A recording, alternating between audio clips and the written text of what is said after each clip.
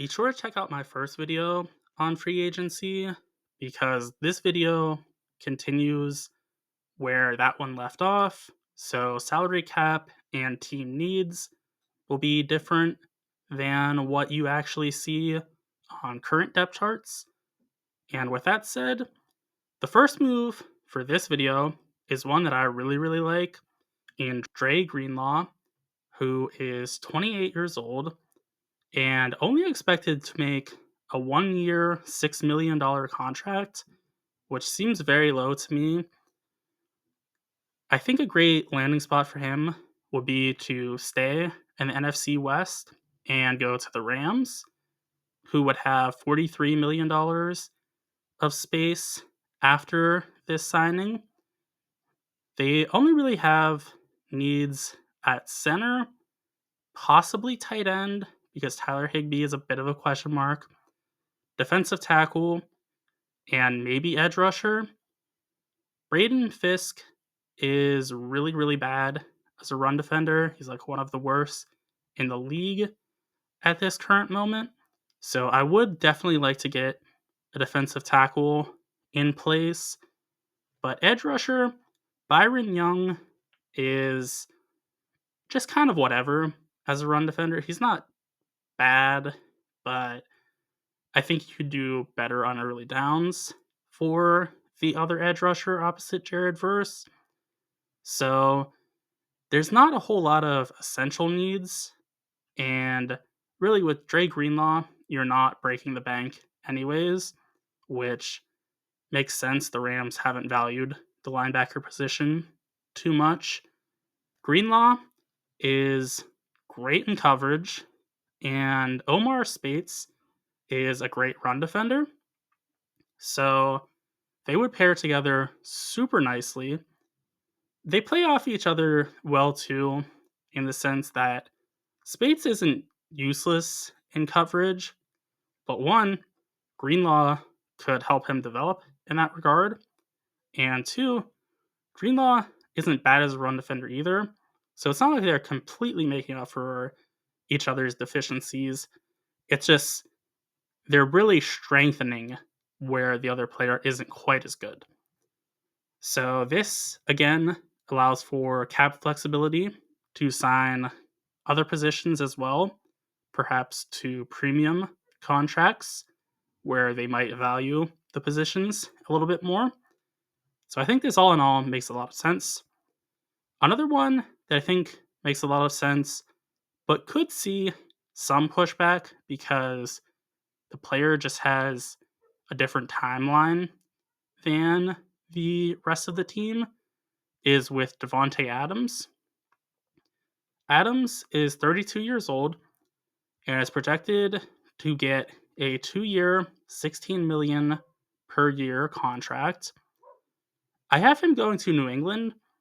They would have $69 million, nice, in cap space after this signing, and they would still need tackle, tight end, defensive tackle, cornerback, and 2 linebackers. So a fair amount of needs, but definitely fillable through free agency, then of course through the draft as well. Adams would equal help for Drake May's eval, and it could also mark the Patriots trying to capitalize on May's cheap contract. Adams is a really nice scheme fit because he was 84th in average depth of target this year, so he was really getting short passes a lot of the time, and he was still very efficient and successful. And Josh McDaniels is known as a short game king, so I think this is a really logical pairing. And again, the Patriots do really need wide receiver. In the first video, I have them signing another receiver, so they would actually have a pretty competent receiving room at that point if they get Adams too. But I think just scheme wise and everything else aside for age, which maybe Adams ages gracefully, I could see that, as he doesn't really have a game predicated on athletic abilities. He is more of a great route runner with great hands and still one of the top 5 release packages in the league. So, maybe he does continue being great for a good chunk of May's rookie contract. The next player is Cam Robinson, who is 29 years old and is projected to make $19 million a year for 3 years. Seems a little bit rich to me for him just being a good offensive tackle, but you don't see too many good offensive linemen hit free agency, so I can understand the price being high. Tackle is also, just a very premium position. The team I have him landing on is Tennessee, who would have $23 million in space left. They would need quarterback, slot wide receiver, guard, tight end, and linebacker. So they do have some very real needs still, and not a whole lot of money to address them. But having the number 1 overall pick definitely helps cut into that. And Tennessee is going to be evaluating a young quarterback in 2025. I don't think this is breaking news. It's either going to be from drafting one or from continuing on with the Will Levis experiment. And to really evaluate the quarterback position, they need a supporting cast, which they don't really have much of at this moment. The offensive line can improve because there are young players on the line, so development can naturally take place. They do have a great offensive line coach, and they also have Lloyd Cushenberry, who had a really weak year this year and was really solid the year before. So he might return to form. Regardless, they have some pieces in play, but you don't want to be lacking at tackle in general, especially with a young quarterback that might be taking a little bit longer to go through progressions. And Cam Robinson is great as a pass blocker, so he could really help there. He also moves pretty well for his size. He's not the most suited for wide zone schemes, but he did have success in Minnesota, who run a ton of wide zone, and he is powerful enough at, I think, 335 is his weight, to be involved in power plays as well. So Robinson, I think, makes sense in a lot of different ways. Another player that I think makes sense going where they will is Malcolm Kuntz, who is 27 years old and is projected to get a 2-year, $19 million per year contract. I have him going to the Chargers, who would have $48 million in space left over, and they would need a center, guard, 2 defensive tackles, cornerback, and possibly linebacker. So Junior Colson is a very big question mark because he was really rough year 1, but he was drafted pretty highly. So maybe you want to stick with him and see if he can improve. He did get drafted with, a ton of talent. So I can see not giving up on him year 1. So, it'd be nice if he does take a step and you can fill out the roster elsewhere. As for Kuntz, he was fantastic in 2023, and Jesse Minter has gotten the most out of almost everyone on his defense. The Chargers thereby might get A1 pressure for not very much. 19 million is a very hefty amount, but for edge rusher, it's not too much. And if he does return to 2023 form, or even better, hopefully for them, this could be one of the best contracts at the edge rusher position. Next, we have Byron Murphy Jr., who is 27 years old.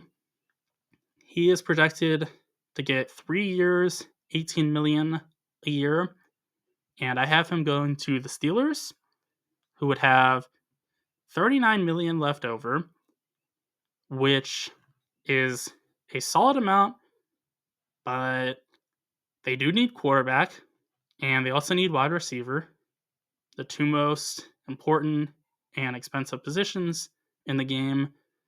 And they have possible needs at offensive tackle and cornerback because Joey Porter Jr. was horrendous this year. Pretty solid year one. So, I can understand sticking with him. He does have a lot of athletic upside, and, it would make sense to stick with him based on that. So, those are question marks more than they are guarantees. And with the Steelers wanting to compete at all times, I think Murphy would make some sense. They also have a rich history of nickel cornerbacks being great players, be it Mike Hilton or Cam Sutton, who is a terrible person. There's, a fair amount of players throughout the years that have been very good contributors at that position. So, Murphy could continue that on. I do realize the defensive coordinators have been different in, some of those players, but I think with Mike Tomlin having some say over the defense, I think, depending on who you ask, a lot of say. So, I think he could get some great things out of Murphy. Murphy, though, he has been up and down in man coverage, and the Steelers run a lot of it. But what the Steelers have been doing hasn't really worked.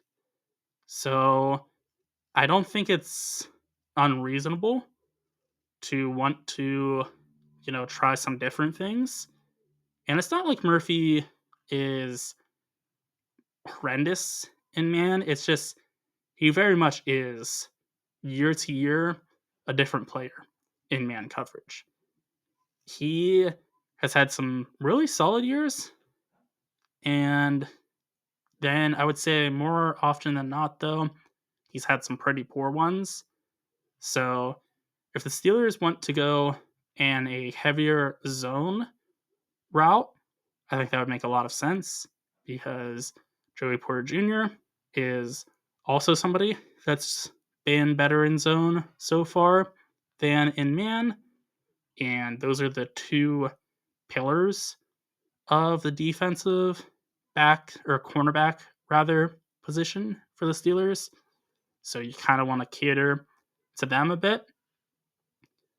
The next player is Milton Williams, who is one of the younger players in free agency that's really good.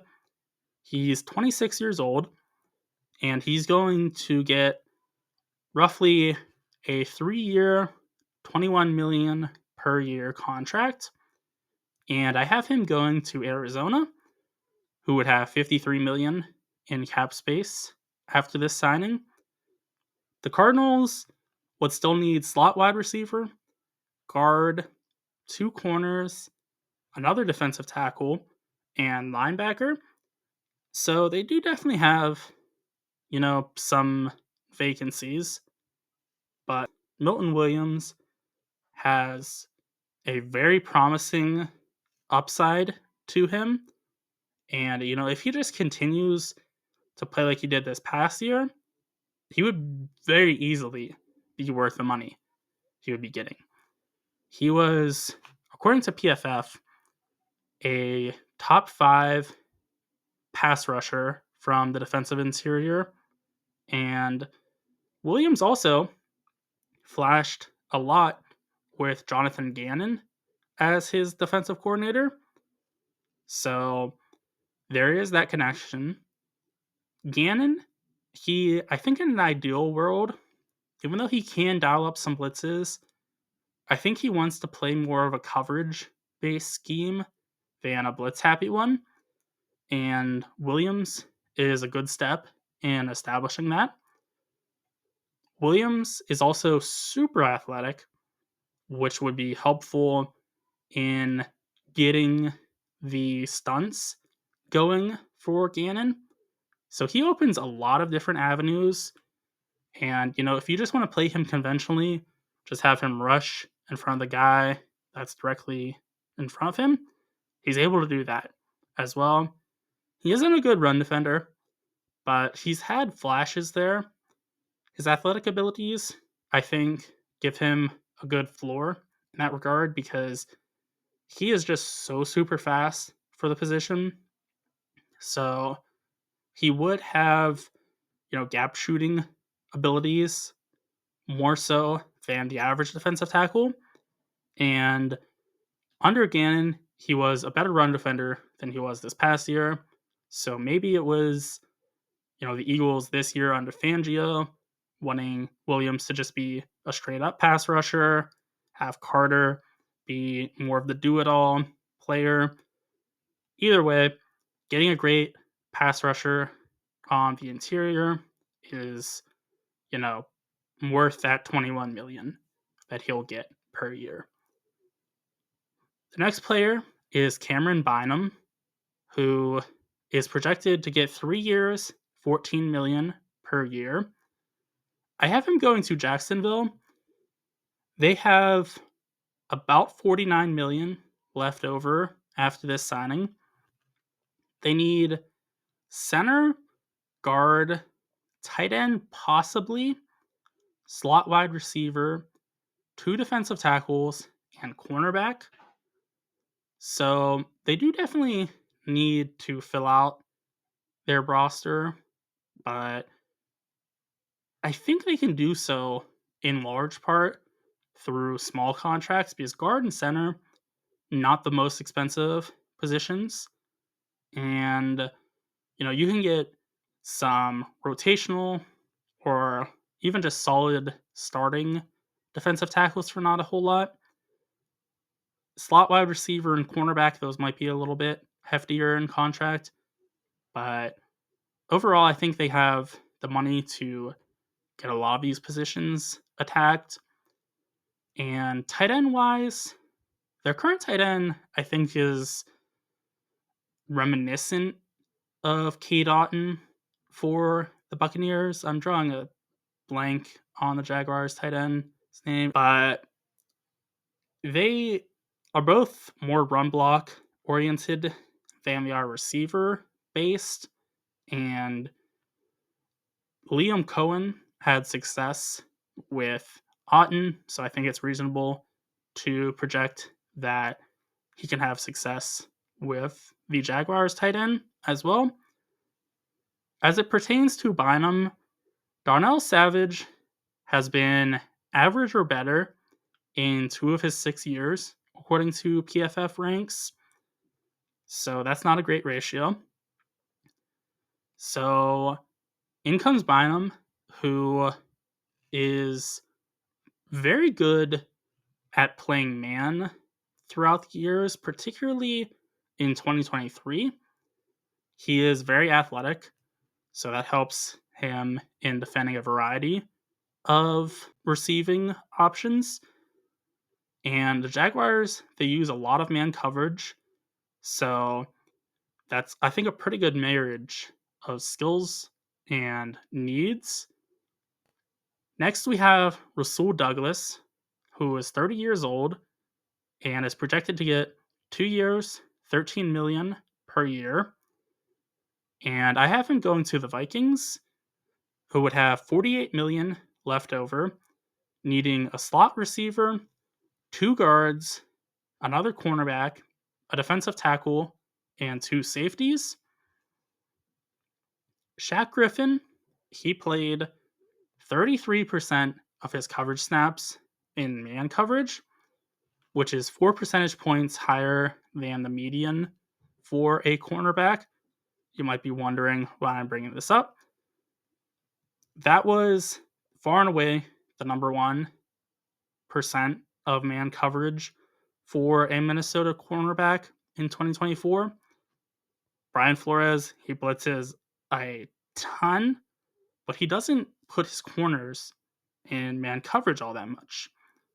So the second ranked corner for Minnesota in man percentage was 23%, which is 6 percentage points lower than the median for a cornerback.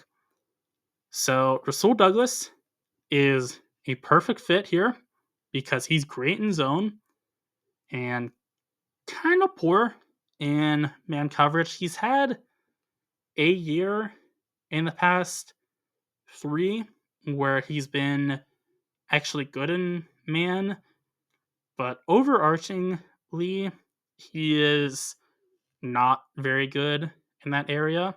And Flores, I think, is going to put Douglas in situations to succeed. So I think this is a good fit. For the final player of this video, we have Charvarius Ward, who is 29 years old and is projected to get a 3-year, $15 million per year contract. I have him also going to an NFC North team, this time to the Packers, who would have $5 million left over. That's very minimal, but the only position of need they would actually truly need is linebacker, because Quay Walker has been really bad so far, which that franchise guy has put me onto. He wasn't high on him coming out of the draft, and he's been low on him throughout his career. I think reasonably so. Walker is basically all athletic abilities and no skill. But with that said, the Packers also potentially still need a nickelback. Keyshawn Nixon is a very iffy player. He has had some good moments, some bad. He plays outside, he plays inside. I'm not sure where he fits in entirely with this team. So that's possibly a need. But, just having 2 needs, that is fantastic. Jair Alexander would be great alongside Ward. Alexander ran the most man coverage for Green Bay in 2024 at 26%. That was 3 percentage points lower than the NFL's median. So that's the most, again, for the Packers.